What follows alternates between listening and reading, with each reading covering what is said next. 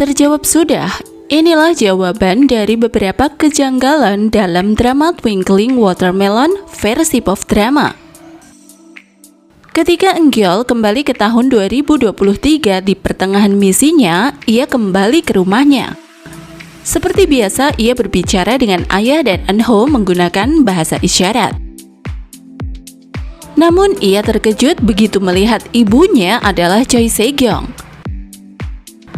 Pertanyaannya, kenapa Eunho tetap menjadi penyandang difabel? Padahal, Ichan dan Se-kyung tak memiliki keturunan difabel. Yuk langsung kita kepoin jawaban dari beberapa kejanggalan Twinkling Watermelon berikut ini. 1. Kejanggalan Twinkling Watermelon ketika Ichan tua menemukan kaset lama miliknya jatuh dari tas Eungyul. Jadi seperti yang kita tahu, kalau menjelang episode terakhir, Ichan di tahun 1995 menyimpan sebuah kaset yang berisi lagu ciptaannya sendiri bersama Eungyul. Dan saat itu, Ichan berjanji pada Eungyul untuk merahasiakan lagu itu.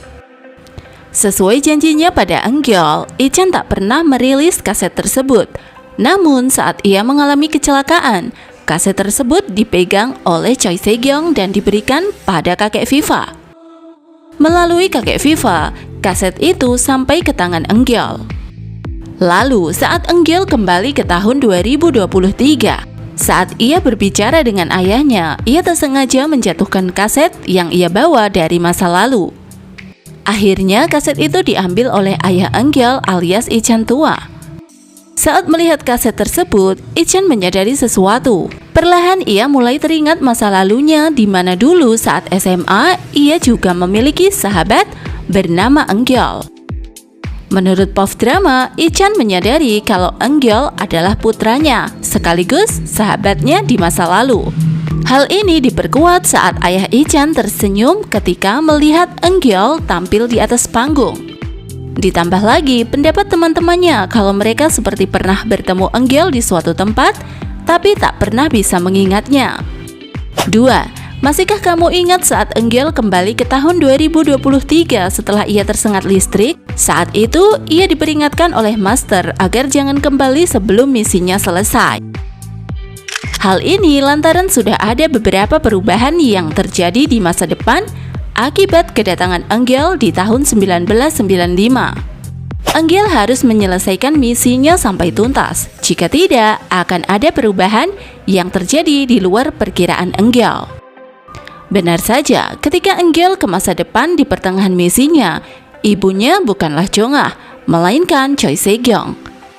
Kejanggalannya adalah kenapa Eunho tetap bisu dan tuli padahal baik Ichan dan Se-kyung tak memiliki keturunan penyandang difabel. Jadi, menurut pop drama, scene tersebut hanyalah mimpi Eungyul belaka. Saat itu ia tak kembali ke tahun 2023. 3. Bagaimana reaksi Jongah saat tahu Ichan mengalami kecelakaan hingga kehilangan pendengarannya?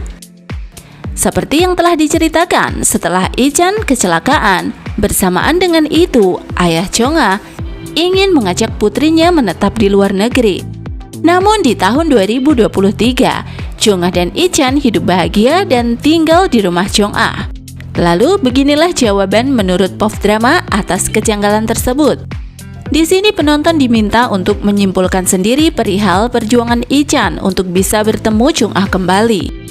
Namun sebenarnya TVN telah membagikan beberapa foto yang diisyaratkan bahwa Ichan berhasil mengatasi masalahnya. Ia berkuliah bersama Jongah di Amerika.